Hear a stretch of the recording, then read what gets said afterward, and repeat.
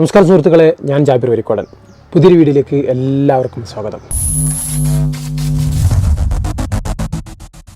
WhatsApp അല്ലെങ്കിൽ Telegram ഉപയോഗിക്കുന്നവർക്ക് ഇനി അങ്ങോട്ട് നിങ്ങൾ ഇതുവരെ ഉപയോഗിച്ച രീതിയിലായിരിക്കില്ല നിങ്ങൾക്ക് വാട്സപ്പിനെയോ ടെലിഗ്രാമിനെയോ ഉപയോഗിക്കാൻ സാധിക്കുക. അതിൻ്റെ പൂർണ്ണമായൊരു ഡീറ്റെയിൽ അടങ്ങിയൊരു വീഡിയോ ആണിത്. അപ്പോൾ വീഡിയോ സ്കിപ്പ് ചെയ്യാതെ കാണുക. വീഡിയോ ഉപകാരപ്രദമാകുമെന്ന് തോന്നിയാൽ മറ്റുള്ളവരിലേക്കും ഷെയർ ചെയ്ത് കൊടുക്കുക. അതോടൊപ്പം തന്നെ ചാനൽ സബ്സ്ക്രൈബ് ചെയ്യാനും ലൈക്ക് ചെയ്യാനും കമൻറ്റ് ചെയ്യാനൊന്നും മടിക്കരുത്.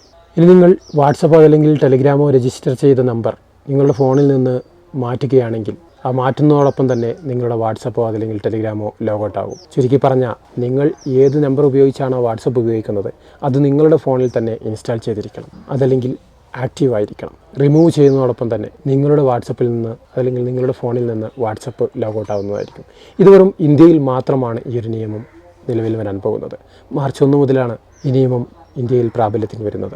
ഇതോടെ ഒരുപാട് ആളുകൾക്ക് പണി കിട്ടുകയാണ്. അപ്പോൾ എന്തിനാണ് ഈ നിയമം, എന്താണ് ഈ നിയമം എന്ന് നമുക്ക് നോക്കാം. പ്രധാനമായും സേഫ്റ്റി ആൻഡ് സെക്യൂരിറ്റിയുടെ ഭാഗമായിട്ടാണ് ഈ ഒരു അപ്ഡേറ്റ് കേന്ദ്ര സർക്കാർ കൊണ്ടുവന്നിരിക്കുന്നത്. വളരെ നേരത്തെ കൊണ്ടുവരേണ്ടതായിരുന്നു, എങ്കിലും വളരെ വൈകിയാണെങ്കിലും നല്ലൊരു തീരുമാനമെടുത്തിരിക്കുകയാണ്. അഥവാ വാട്സപ്പിലൂടെ നിരവധി തട്ടിപ്പുകളാണ് നടക്കുന്നത്. പ്രധാനമായും ഫ്രോഡുകളെല്ലാം വാട്സപ്പിലൂടെയാണ് നടത്തുന്നത്. നിങ്ങളുടെ അക്കൗണ്ടിൽ നിന്ന് നിങ്ങളറിയാതെ ക്യാഷ് പിൻവലിക്കുന്നത് മുതൽ നിങ്ങളുടെ അറിവോടുകൂടി പല രീതിയിലുള്ള വീഡിയോകളും ഫോട്ടോകളൊക്കെ അയച്ചു തന്ന് ബ്ലാക്ക് മെയിലിംഗ് അങ്ങനെയുള്ള കാര്യങ്ങളൊക്കെ നടക്കുന്നതും വാട്സപ്പിലൂടെ അതല്ലെങ്കിൽ ടെലിഗ്രാമിലൂടെയൊക്കെ ആയിരിക്കും. അപ്പോൾ അങ്ങനെയുള്ള തട്ടിപ്പുകൾക്ക് കടിഞ്ഞാണിടുക എന്നുള്ള ഉദ്ദേശത്തോടു കൂടിയാണ് ഈ ഒരു നിയമം പ്രാബല്യത്തിൽ വരാൻ പോകുന്നത്. അഥവാ തട്ടിപ്പ് നടത്തുന്ന ആൾ നമുക്കറിയാം പല വ്യാജ അഡ്രസ്സിലുമുള്ള സിമ്മുകളായിരിക്കും ഉപയോഗിക്കുന്നത്. തട്ടിപ്പ് നടത്തിക്കഴിഞ്ഞാൽ ഉടൻ തന്നെ ആ സിമ്മിനെ റിമൂവ് ചെയ്യുകയും പുതിയ സിം ഉപയോഗിച്ച് പുതിയ തട്ടിപ്പിലേക്ക് പ്രവേശിക്കുകയാണ് ചെയ്യുക.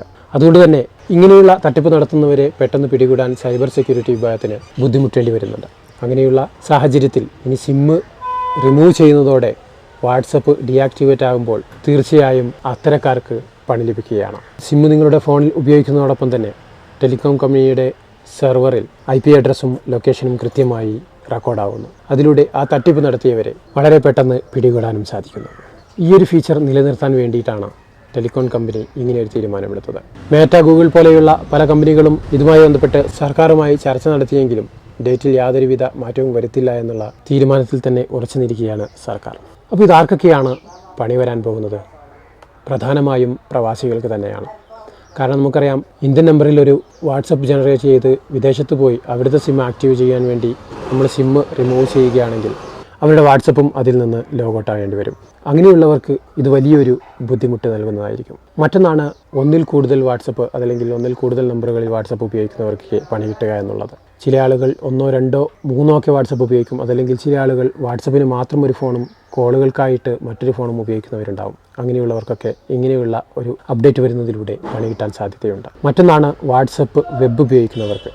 പ്രധാനമായിട്ടും ഡാറ്റ എൻട്രികളൊക്കെ നടത്തുന്ന ആളുകൾക്കാണ് ഈ ഒരു ബുദ്ധിമുട്ടുണ്ടാവുക. അഥവാ വാട്സപ്പ് വെബ് ഉപയോഗിച്ച് നിങ്ങളുടെ കമ്പ്യൂട്ടറിലേക്ക് വാട്സപ്പ് സ്കാൻ ചെയ്ത് ഉപയോഗിക്കുകയാണെങ്കിൽ ഡാറ്റകളും മറ്റും ആധാർ കാർഡ്, പാൻ കാർഡ് പോലെയുള്ളതൊക്കെ അയച്ചു കൊടുക്കുന്നവർക്ക്, പ്രിൻ്റ് എടുക്കാൻ അങ്ങനെയുള്ള കാര്യങ്ങൾക്കായി അയച്ചു കൊടുക്കുന്നവർക്ക് കമ്പ്യൂട്ടറിൽ അയച്ചു കൊടുക്കുമ്പോൾ അവരുടെ വാട്സപ്പിലൂടെയായിരിക്കും അയച്ചു കൊടുക്കുന്നത്. അത് നമുക്ക് സ്കാൻ ചെയ്യണമെങ്കിൽ ഓരോ 6 മണിക്കൂർ കൂടുമ്പോഴും വാട്സപ്പ് വെബ് ഓട്ടോമാറ്റിക്കായി ലോഗൗട്ട് ആവും. അങ്ങനെ ചെയ്യുമ്പോൾ ഈ ഓരോ 6 മണിക്കൂർ കൂടുമ്പോഴും നമ്മൾ വാട്സപ്പ് വെബ് സ്കാൻ ചെയ്ത് ലോഗിൻ ചെയ്യേണ്ട ഒരു ബുദ്ധിമുട്ട് അത്തരക്കാർക്ക് ഉണ്ടാവും.